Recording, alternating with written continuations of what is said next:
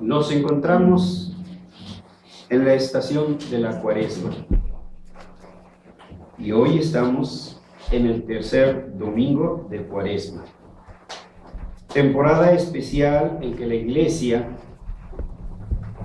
se concentra en las declaraciones del Evangelio y las proclama.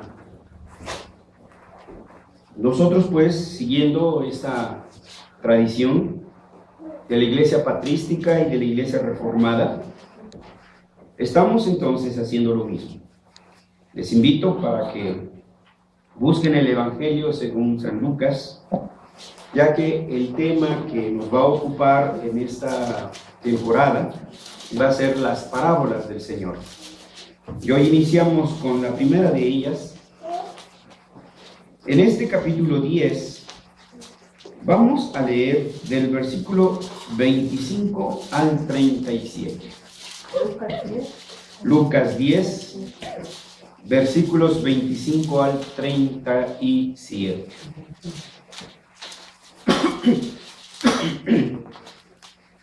Si ya lo tenemos todos juntos ahí en nuestros lugares, vamos a leerlo.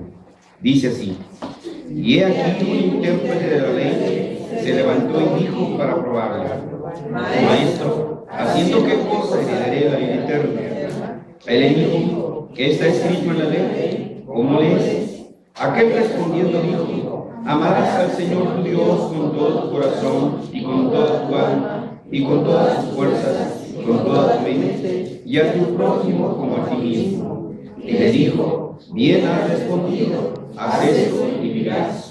Pero él, queriendo justificarse a sí mismo, dijo a Jesús: ¿y quién es mi prójimo? Respondiendo Jesús dijo a un hombre: descendía de Jerusalén a Jericó y cayó en manos de ladrones, los cuales le despojaron, e hiriéndole, se fueron, dejándole medio muerto. Aconteció que descendió un sacerdote por aquel camino y viéndole pasó de largo. Asimismo un levita, quedando cerca de aquel lugar, y viéndole pasó de largo. Pero un samaritano que iba de camino vino cerca de él, y viéndole fue movido a misericordia. Y acercándose vendó sus heridas, y echándoles aceite y vino, y poniéndoles en su cabalgadura, lo llevó al mesón y cuidó de él. Otro día, al partir, sacó 2 denarios y los dio al mesonero, y le dijo: cuídame, y todo lo que gastes de más, yo te lo pagaré cuando regreses. ¿Quién pues de estos 3 te parece que fue el prójimo del que cayó en manos de los ladrones? Él dijo: el que usó de misericordia con él. Entonces Jesús le dijo: ve tú y haz lo mismo. Amén. Vamos a orar. Nuestro buen Dios, gracias te damos por concedernos acercarnos a tu palabra.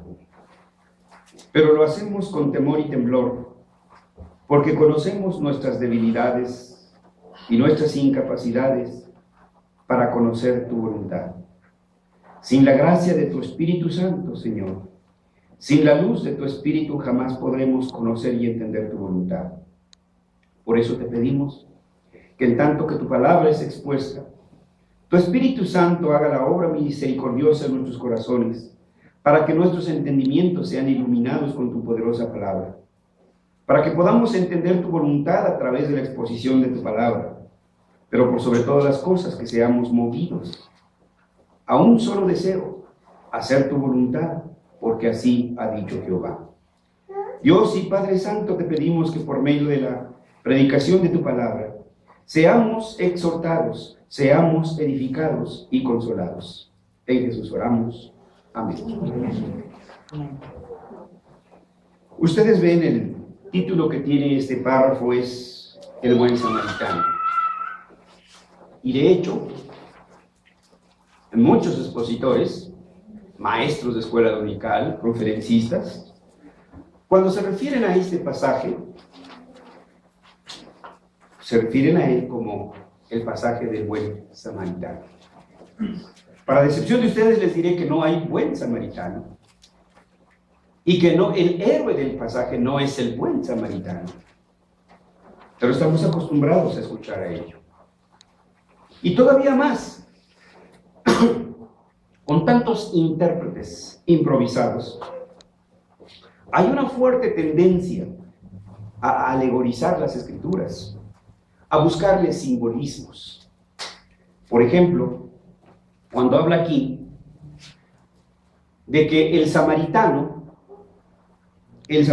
aquí le da al mesonero 2 denarios. Hay intérpretes que creen encontrar aquí en estos hechos, en estos objetos, los denarios, el vino, el aceite, el samaritano, ¿sí? Alguna alegoría, alguna simbología.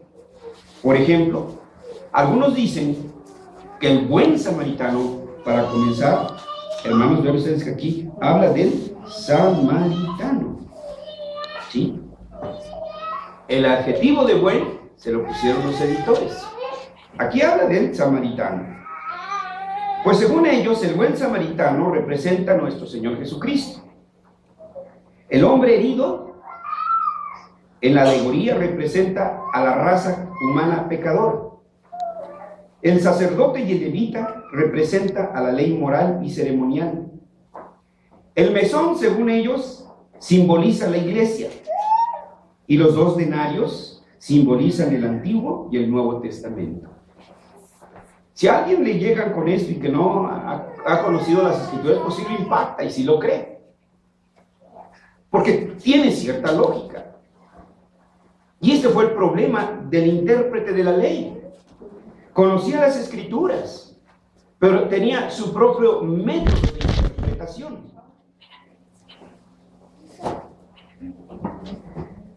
Otros intérpretes dicen que la partida del mesón del buen samaritano representa la segunda venida de Cristo.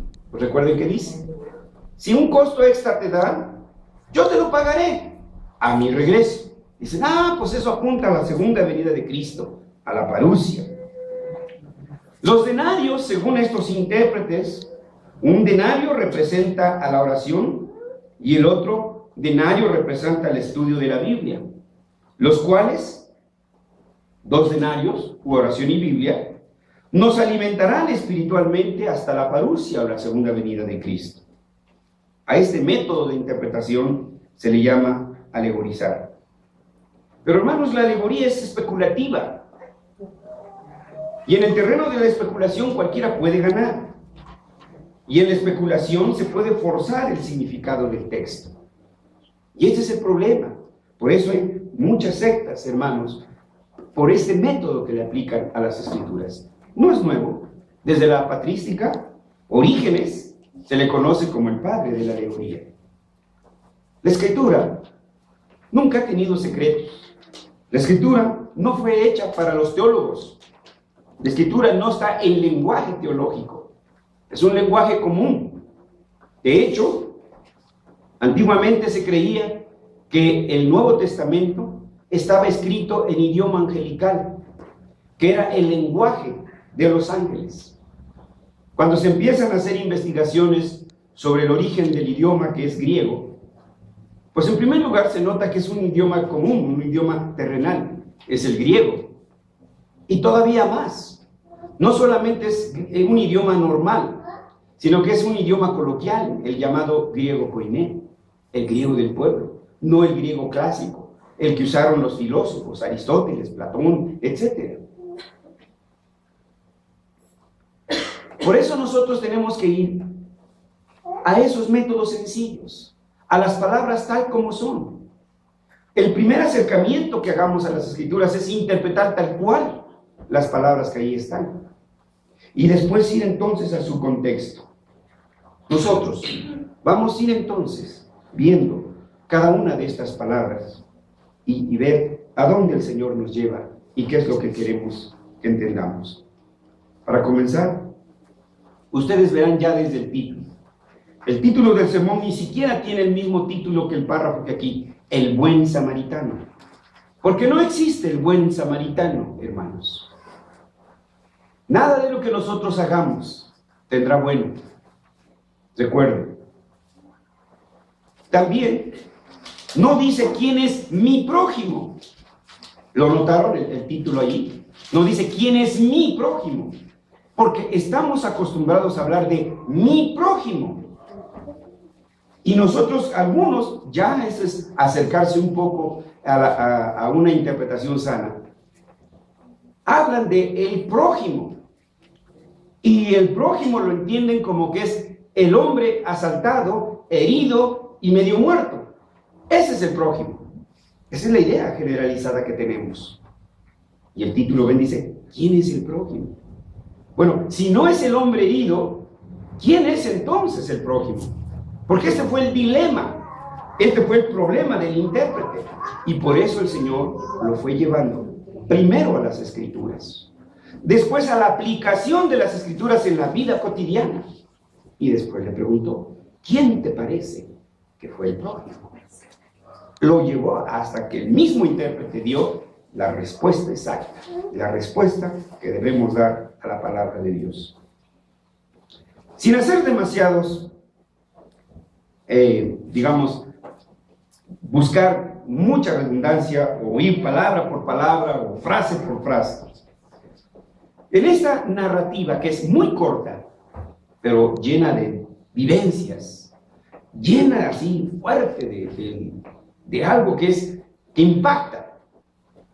En el idioma original, el griego koiné, este párrafo solo tiene 143 palabras. En 143 palabras, vean cómo nos describe una película, hermanos, un cortometraje, en el cual nos estamos imaginando de inmediato a ese hombre que va en una travesía desértica de cerca de 30 kilómetros. Nos imaginamos que le caen unos ladrones, no dice cuántos eran, que lo golpean, que le roban y que lo dejan semiconsciente. La película sigue corriendo en nuestro cerebro y nos imaginamos al sacerdote con toda su pompa, con todas sus vestiduras, pasando por donde está el hombre herido y haciéndose a un lado. Lo mismo de levita. Y luego aquel hombre que venía de Samaria, por eso se le llama samaritano, porque era oriundo de Samaria. Todo esto viene a nuestra memoria, sus heridas. Podemos imaginarnos aquel hombre que es movido a compasión. Con mucho cuidado jalar al hombre golpeado, ponerle vino por el contenido alcohólico, les servía como desinfectante. No había entonces todo lo que hoy tenemos, no había penicilinas. Poniéndole aceite, una especie de ungüento o diríamos pomada antiséptica o qué sé yo. Todo esto viene a nuestra mente en solo 143 palabras. Pero el impacto es grande. Ahora, si hacemos un breve análisis de este pasaje, encontraremos personajes principales y personajes secundarios. Si ustedes lo notan, incluso uno de los personajes principales ni siquiera es el samaritano. Aquí hay dos personajes centrales: el maestro, nuestro Señor Jesucristo, y un intérprete de la ley. Así nos lo presenta el escritor Lucas. He aquí, un intérprete de la ley. Ahí está el primer personaje. Se levantó y dijo para probarle: Maestro, ¿haciendo qué cosa? Heredaré la vida eterna. Entonces, un intérprete de la ley es el primer sustantivo de la oración gramatical. Maestro es el siguiente sustantivo de la oración gramatical. Maestro, en griego, la palabra que usa Lucas aquí es didáskale. Lo quiere decir que le reconocían, ¿no?, su enseñanza del maestro. Es un título que le están dando. Entonces, uno de los personajes es el didáskale, que es nuestro Señor Jesucristo. En hebreo es rabí. El equivalente en hebreo es rabí. Rabí en hebreo es maestro. Didáskale en griego es maestro. Y así está traducido aquí. Está bien traducido. El otro personaje es el intérprete de la ley. Bueno, nosotros aquí necesitamos 1, 2, 3, 4, 5 palabras.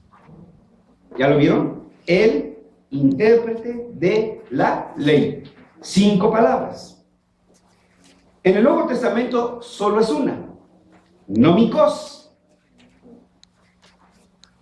Ahí usa la palabra nomikos, que quiere decir intérprete, doctor o incluso también maestro. En hebreo usa dos términos. En hebreo usa Baal Torah. Ahora noten la segunda palabra, Torah. La Torah es la ley. Entonces, Baal Torah, intérprete de la ley. ¿Qué era entonces un intérprete de la ley? Bueno, un intérprete de la ley era un personaje que conocía las escrituras.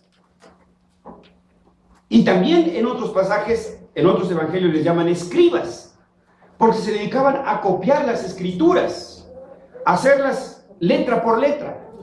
Y por tanto, conociendo las escrituras, eran reconocidos como maestros de las escrituras y se encargaban de explicarle al pueblo las escrituras. Entonces, un nomikos era alguien que le explicaba las escrituras al pueblo. Los hombres secundarios que ustedes ven aquí en el pasaje son un hombre desconocido, no dice su nacionalidad, no dice su nombre, no dice su edad, no dice su posición social, no nos dice nada de eso. Porque el tema importante no es aquí el hombre herido. Tenemos también un sacerdote, un levita y un samaritano. De toda la lectura, ¿quién es? ¿Qué es el tema central aquí? Bueno, es correcto, algunos lo han mencionado. Bueno, el tema central aquí es saber quién es el prójimo, sí es, ¿cierto? Pero miren ustedes, la pregunta del nomikos. ¿Cuál fue la pregunta del nomikos para el maestro? No. Exactamente. Ahí comenzó. Ahí comienza el diálogo. Esa fue su primera pregunta. Lo del prójimo es secundario. ¿Ven ustedes cómo están tan acostumbrados a revolver? ¿Sí? La primera pregunta es la vida eterna. ¿Haciendo qué? Heredaré la vida eterna. Son dos preguntas las que hace el nomikos. Una es ¿qué? Y la otra es ¿quién? La pregunta ¿quién? Está subordinada, es un resultado del ¿qué? ¿Qué haré? ¿Qué haré para heredar la vida eterna? El Señor mencionó allí, en el Sermón del Monte, bienaventurados los pobres de espíritu, porque ellos verán el reino de Dios. Este es el primer paso con el cual el Señor nos acerca a Él. Cuando alcanzamos a ver nuestra necesidad espiritual, cuando no estamos llenos de materialismo, cuando solo nos importa adquirir cosas y cosas y cosas, adquirir fama y fama y fama. Pero cuando empezamos a pensar en nuestra vida espiritual, en nuestro destino, en nuestro origen y en nuestra unidad, entonces empieza a haber una preocupación dentro de nosotros. Y ese es uno de las bienaventuranzas. Bienaventurados los pobres en espíritu, porque ellos verán el reino de Dios. Sin embargo, el nomikos no era sincero. Porque él se creía doctor en teología. Porque él había estudiado en la escuela con los rabinos. Había tenido una esmerada educación. Y de ese hombre que llaman Mesías, ¿en dónde estudió? ¿De qué linaje es? ¿Cuál es el origen de su aristocracia? Solo sabemos que su padre fue un carpintero. Entonces la pregunta no era sincero. Era más bien para probarle a ver si sí conocía las escrituras. Porque él era doctor de la ley. De hecho, algunas versiones de las escrituras así lo mencionan. Por ejemplo, la versión de 1900 le llama un doctor de la ley. Él ya conocía la ley. No necesitaban enseñársela. Él mismo era maestro de la ley. Él la enseñaba. Entonces, cuando le pregunta el maestro, dice, a ver si me contesta lo que yo sé. Eso es lo que él esperaba. La respuesta del maestro es, ¿qué está escrito en la ley? ¿Cómo lees? Y la respuesta fue correcta, como un teólogo debería de darla, en el caso de él. Sí, mencionó la ley, mencionó el Shema, tilde por tilde. Amarás al Señor tu Dios con todo tu corazón, con toda tu alma, con todas tus fuerzas y con toda tu mente, y a tu prójimo como a ti mismo. El maestro dijo, bueno, ¿para qué me preguntas si te lo sabes? La pregunta no viene al caso, óyeme. Si ya sabes lo que dice la Escritura, ¿cuál fue la respuesta del Señor? Bien has respondido. Bueno, era lo menos que podía ser. Pero ahora viene algo. Si haces esto, vivirás. Ahí estaba el punto. Que conocía las Escrituras, pero lo hacía.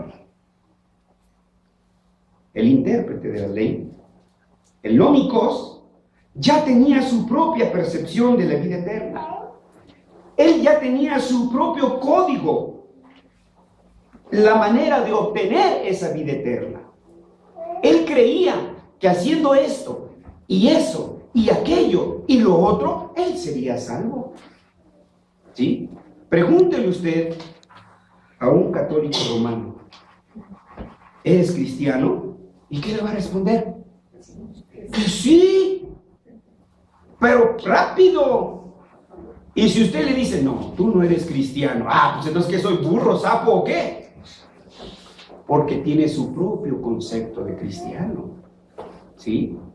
Pero ¿cuándo ha reconocido su pecado?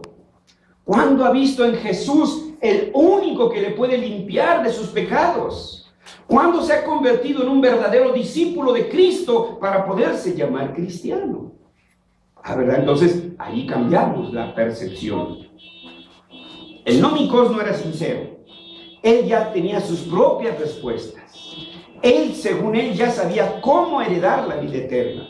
Era un examen para nuestro Señor Jesucristo. Y entonces, vean la respuesta del 29, dice. Él, se refiere al nómicos, queriendo justificarse a sí mismo, dijo a Jesús, ¿y quién es mi prójimo? O sea, entendió muy bien que tenía que guardar la ley y tenía que amar a su prójimo. Igual, él ya tenía su propio código, su propia excepción, su propia etiqueta para el prójimo. Para él el prójimo era el pueblo judío, su élite de intérpretes, su familia. Pero un samaritano no era su prójimo. Odiaban a los samaritanos los judíos. ¿Por qué los odiaban? Porque recuerden que en la primera división, la parte norte fue llevada, sacada de Israel, y trajeron en su lugar gente de otros países. Y los samaritanos se perdieron, nunca se volvió a saber de ellos. Y por eso no los consideraban judíos. Por eso los odiaban. Un samaritano no podía ser su prójimo. Nuestro Señor, que tenía mucha paciencia, ¿sí? Cuando el intérprete de la ley le pregunta, ¿quién es mi prójimo? Bueno, no le dio una cátedra académica, porque ella conocía la ley, sino lo llevó a una analogía de la vida diaria, de la vida cotidiana. Y empieza a narrar el acontecimiento. Y en este acontecimiento vemos que le presenta el Señor a dos hombres que conocían la ley, el sacerdote y el levita. Conocían la ley que dice amarás al Señor tu Dios y amarás a tu prójimo. Pero cuando se llegó el momento de aplicar este Shema, cuando se llegó el momento de aplicar este resumen de la ley, lo hicieron a un lado. no vieron que el samaritano fuera un prójimo, una persona digna de su ayuda, y le sacaron la vuelta. Entonces tenían su propio código de quién es mi prójimo, como nosotros lo tenemos. Nosotros tenemos nuestro propio código de amistades. ¿Quién es digno de ser mi amigo? No todos, No todos pueden ser mis amigos, no todas pueden ser mis amigas. Tenemos nuestro propio código. Estos dos hombres, el sacerdote y el levita, no se conducen en su vida cotidiana de acuerdo a la ley. No aplican la ley, no practican la ley. El samaritano, que por cierto la Escritura no dice que era bueno, simplemente habla del samaritano. Pero este samaritano fue movido a misericordia ante la desgracia de un hombre y se aprestó para ayudarle. ¿Recordarán? Antes de entrar a la temporada de Cuaresma, dedicamos 4 sermones para hablar de la gratitud cristiana, para hablar de las buenas obras. Dijimos que la iglesia predica las buenas obras, que la iglesia predica la gratitud cristiana. Este samaritano fue entonces un hombre que le puso un ejemplo. Aquellos que consideraban la élite, se consideraban la élite de la academia. Ve a este hombre maltrecho. Y no se pregunta si es judío, no nos dice ahí la Escritura. Si era romano, o si era quizá tal vez samaritano también. Simplemente se acercó y lo ayudó. Hay que entender cuál fue la palabra que usó. Cuando dice aquí prójimo, la palabra griega que usa el escritor Lucas es plesion. En griego, plesion. Ahora, ¿cómo entiende un griego la palabra plesion? Plesion es uno que se acerca a alguien. ¿Ya vieron la diferencia? ¿Qué es un plesion? Es decir, un prójimo, uno que se acerca a alguien. Yo estoy acá, si me acerco hacia allá, yo soy el plesion. Vayan viendo, hermanos, vayan viendo. Muy bien. Uno que se acerca a alguien, y ese alguien es una persona con la que tengo que hacer algo. La palabra correspondiente en hebreo es rea. Y en Proverbios 17:17 la palabra que encontramos es ja-rea. Ja es el artículo el y rea es el sustantivo. Esta palabra rea, que es la correspondiente a plesion en griego, significa socio. ¿Para qué es un socio? ¿Vemos a nuestros congéneres como nuestros socios? No, como dicen los papistas, aquí es cada quien para su santo y caiga quien caiga. ¿Sí? Yo escalo puestos.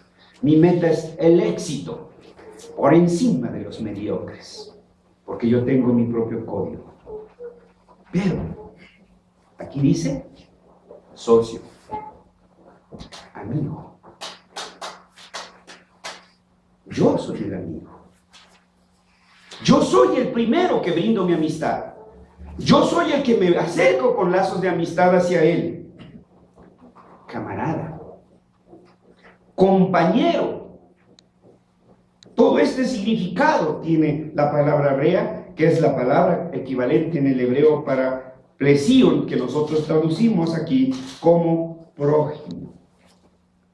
Un plesion o un ja-rea es un hombre que siempre está dispuesto a ayudar.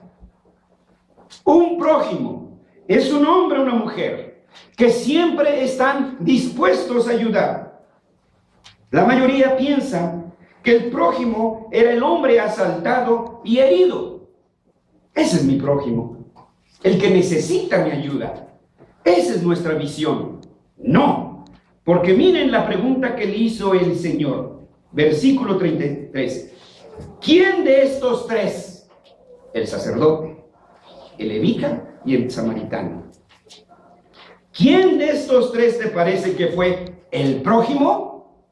No está diciendo que el hombre herido sea el prójimo. Solo le pregunta ¿quién? Dime quién.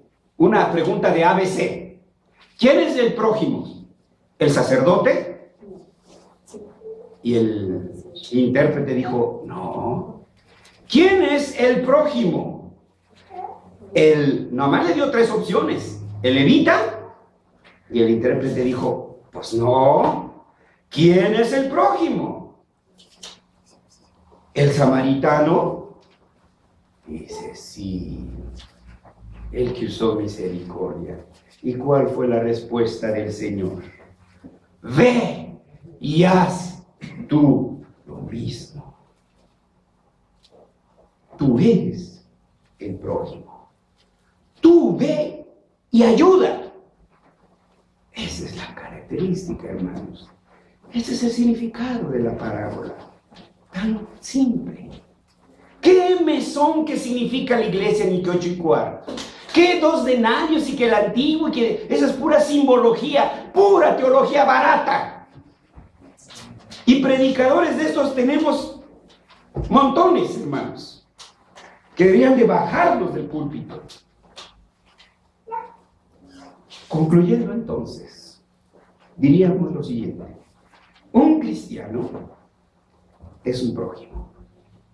Ahora yo le hago a usted la pregunta: ¿es usted cristiano? Bueno, espero que dé la respuesta que sí. Entonces usted es un prójimo. Yo soy un prójimo. Un prójimo que siempre está listo para servir altruistamente al que tenga necesidad. Nosotros somos el prójimo. Usted es el prójimo. Con un corazón lleno de amor. Un corazón listo. Siempre listo para prestar socorro a todo aquel a quien se puede ayudar. Cierto que hay vida en el cumplimiento de los mandamientos de Dios, pero solo la fe en Cristo puede capacitarnos para cumplirlos. El hombre que vive por la fe es restaurado a la comunión con los demás. Cuando creemos en Cristo, Él nos injerta a su iglesia. Y la iglesia viene a ser nuestra familia, viene a ser nuestra comunidad. Y somos restaurados a esa comunidad.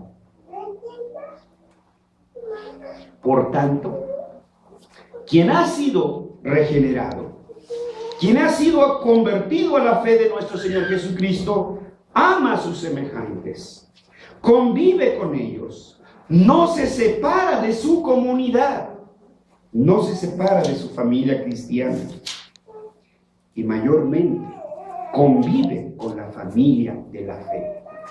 ¿Cómo es eso que cualquier Pancho Nopales nos invita a un baile y ahí van?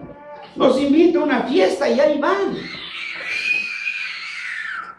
El credo le llama a esta comunidad a la cual hemos sido injertados Corpus Christiani, el cuerpo de Cristo, la comunión de los santos. Dios nos quiere ver siempre unidos, amándonos los unos a los otros, prefiriéndonos los unos a los otros, y no como perros y gatos. Las chicas volándose los novios a las amigas, los amigos echándole a las muchachas, y se la tumbo porque se la tumbo. Unos prefiriendo a estos y prefiriendo a los otros. Eso no es vida de comunidad, hermanos. Nos toleramos, pero no nos amamos. Eso sería pecado, hermanos. Eso sería pecado. Hoy el Señor nos llama a aprender a vivir en comunidad. Hoy el Señor nos llama a aprender a ser prójimos. El camino a la vida eterna es la fe, no el mérito. Si cree en Cristo, esta es su comunidad, esta es su familia, y esté dispuesto a apoyarla y amarla. Vamos a orar. Nuestro Señor, te damos gracias por tu palabra, por tu Espíritu, Señor. Parte nuestro corazón, derrumba nuestras expectativas, derrumba nuestro edificio que nosotros nos habíamos hecho para alcanzar el cielo, derrumba nuestra torre de Babel, Señor, y nos hace ver que solo tu gracia nos puede entender, nos puede ayudar a entender nuestra relación contigo, y que esta relación no puede estar completa si no hay una relación con mi hermano, si no hay una relación con mi vecino. Señor, ayúdame, porque tú lo sabes, cuánto rencor hay en mi corazón, por aquellos que me han lastimado, por aquellos que se han burlado de mí, por aquellos que se han aprovechado de nosotros. Ayúdanos a amarlos, a poner ascuas de fuego sobre sus cabezas. Ayúdanos a estar prestos para ayudar. Ayúdanos a recordar que esa es una parte importante de nuestra vida cristiana, que el árbol por los frutos se conoce, que una fe viva lleva frutos de misericordia, de amor por el prójimo, de amor por el necesitado. Señor, que esas sean nuestras vidas. En Jesús oramos, te lo pedimos. Amén.